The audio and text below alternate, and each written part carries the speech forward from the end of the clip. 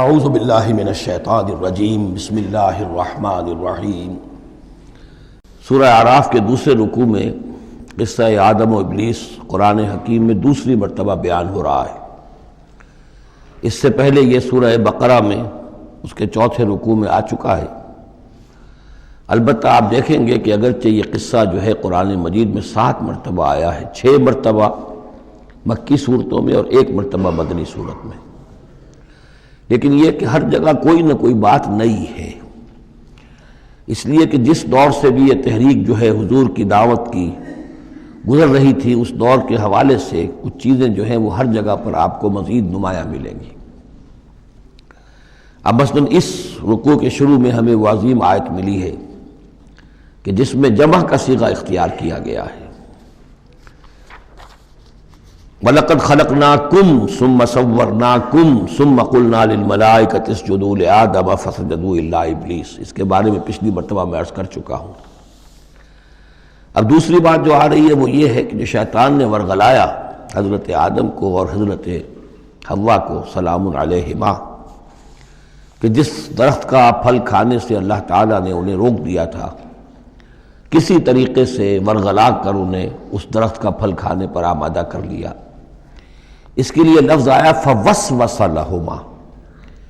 یہ وسوسہ اصل میں ہم یہ سمجھتے ہیں کہ شاید یہ چیزیں اس طور سے ہو رہی تھی جیسے کہ ہم ایک دوسرے کے سامنے کھڑے باتیں کر رہے ہیں، ایک دوسرے کو پہچان رہے ہیں، لیکن حضرت آدم اور حوا کے بھی دلوں میں وسوسہ اندازی کی ہے شیطان نے، جیسے کہ شیطان وسوسہ اندازی کرتا ہے ہمارے دلوں میں۔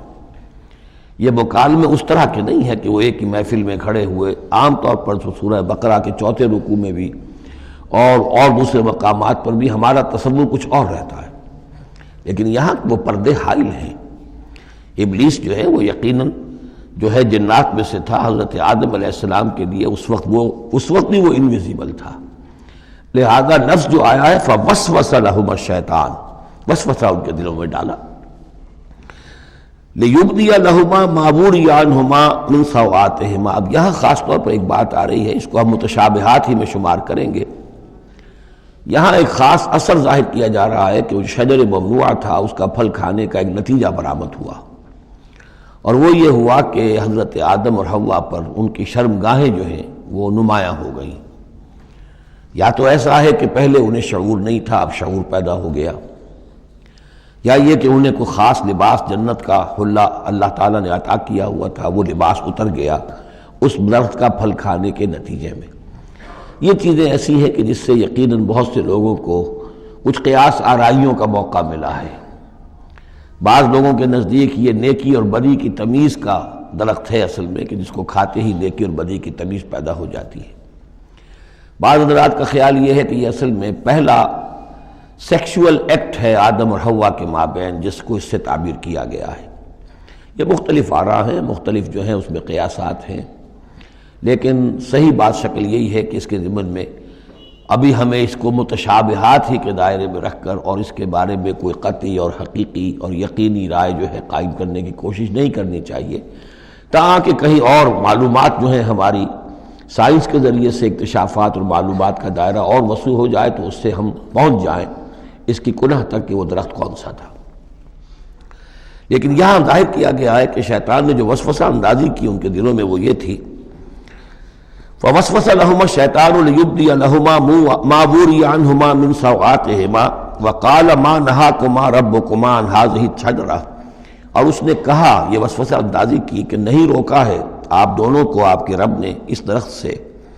الا ان تکونا ملکین، مگر یہ کہ کہیں آپ نہ ہو جائیں فرشتے نہ بن جائیں، او تکونا من الخالدین، یا ہو جائیں آپ ہمیشہ ہمیش رہنے والے۔ اب اس میں سیدھی سی بات یہ ہے کہ فرشتوں کو تو جھکایا گیا حضرت آدم کے سامنے، تو فرشتہ بن جانا کون سی بہت بڑی بات تھی، لیکن یہ کہ انسان بسا اوقات اپنی اصل حقیقت کو، اصل مقام کو بھول جاتا ہے، نسیان ہو جاتا ہے، اور یہ بات گویا کہ شیطان کے وسوسہ اندازی سے ان کے ذہن میں پیدا ہوئی، یا یہ کہ آپ ہمیشہ ہمیش رہیں اور آپ پر موت طاری نہ ہو۔ وَقَاسَمَهُمَا إِنِّي لَكُمَا لَمِنَ النَّاصِحِينَ، اور انہوں نے قسمیں کھا کھا کر اس نے یقین دلایا میں آپ کے لیے بہت یعنی مخلص ہوں، اور جو رائے دے رہا ہوں وہ بہت صحیح ہے۔ فدلاہما بغرور، تو دھوکہ دے کر انہیں، جس کو ہم کہتے ہیں مائل کر ہی لیا، شیشے میں اتار ہی لیا۔ فلما ذاق الشجرۃ، تو جب ان دونوں نے چکھ لیا اس درخت کے پھل کو، بدت لہما سوآتہما، ظاہر ہو گئی ان پر ان کی شرمگاہیں، واتفقا یخصفان علیہما من ورق الجنہ، اور وہ اب لگے درخت کے جو جنت کے پتوں کو گانٹھ کر اپنے لیے لباس بنانے کے لیے۔ تفقا یخصفان، گانٹھنے لگے، جوڑنے لگے کہ جو جنت کے پتے تھے ان کو سی کر آپس میں اپنی سطر جو ہے سطر پوشی کریں اور اپنی شرمگاہوں کو ڈھانپیں۔ وَنَادَاهُمَا رَبُّهُمَا، اور اب پکارا انہیں ان کے پروردگار نے، أَلَمْ أَنْهَكُمَا، کیا میں نے منع نہیں کیا تھا تمہیں، أَن تِلْكُمَا الشَّجَرَةَ، اس درخت سے، وَأَقُلْ لَكُمَا، اور میں نے کیا کہا نہیں تھا تم سے، إِنَّ الشَّيْطَانَ لَكُمَا عَدُوٌّ مُّبِينٌ، کہ شیطان تم دونوں کے لیے بڑا کھلا دشمن ہے۔ قَالَا رَبَّنَا ظَلَمْنَا أَنفُسَنَا، تو ان دونوں نے کہا کہ اے رب ہمارے، ہم نے اپنے اوپر ظلم کیا، زیادتی کی، ہم اپنی غلطی کا اعتراف کرتے ہیں۔ وَإِن لَّمْ تَغْفِرْ لَنَا وَتَرْحَمْنَا لَنَكُونَنَّ مِنَ الْخَاسِرِينَ، اور اگر تو نے ہمیں معاف نہ فرما دیا اور ہم پر رحم نہ فرمایا تو ہم تو تباہ ہونے والوں میں ہو جائیں گے۔ یہاں ایک بات اور نوٹ کر لیجئے، ایک تو یہ کہ یہاں کہیں بھی ایسا اشارہ نہیں ہے کہ ابلیس نے یہ وسوسہ ابتداءً حضرت حوا کے دل میں کیا۔ عام طور پر ہمارے ہاں جو کہانیاں مشہور ہیں وہ یہ ہے کہ حوا جو ہے ذریعہ بنی ہے حضرت آدم کو بھی گمراہ کرنے کا۔ وہ اشارہ نہ سورہ بقرہ میں اس کا ہے نہ یہاں ہے، بلکہ جمع کوئی جو تثنیہ کا صیغہ ہے مسلسل چل رہا ہے، ان دونوں کے لیے معاملہ ہے، بیک وقت ہے۔ تو یہ اصل میں جو عیسائی دنیا میں تصور پیدا ہوا ہے کہ عورت فی نفسہ ہی برائی کی مظہر ہے، ایو سے ایول، ایو حوا اور ایول بری شے، یعنی عورت فی نفسہ ہی برائی کی جڑ ہے۔ چونکہ ان کے ہاں رہبانیت پیدا ہوئی، شادی نہ کرنا جو ہے وہ گویا کہ اعلیٰ روحانی زندگی کے لیے شرط قرار پایا، عورت سے قرب اور تعلق جو ہے وہ بڑی گھٹیا بات، دنیا داری کی زندگی، حیوانی زندگی قرار پائی۔ تو یہ تصورات قرآن میں کہیں نہیں ہیں۔ یہ تو جیسے کہ آدم کا معاملہ تھا ویسے حوا کا معاملہ تھا، اور شیطان نے دونوں کو ورغلایا ہے اور دونوں نے اللہ سے معافی مانگی ہے۔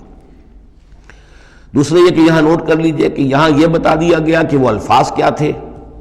وہاں سورہ بقرہ میں ہم پڑھا آئے فَتَلَقَّى آدَمُ مِن رَبِّهِ كَلِمَاتٍ فَتَابَ عَلَيْهِ، حضرت آدم کے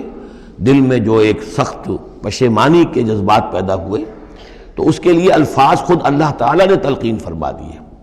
اور وہ الفاظ یہ ہیں ربنا ظلمنا انفسنا وَإِن لَّمْ تَغْفِرْ لَنَا وَتَرْحَمْنَا لَنَكُونَنَّ مِنَ الْخَاسِرِينَ۔ صدق اللہ العظیم۔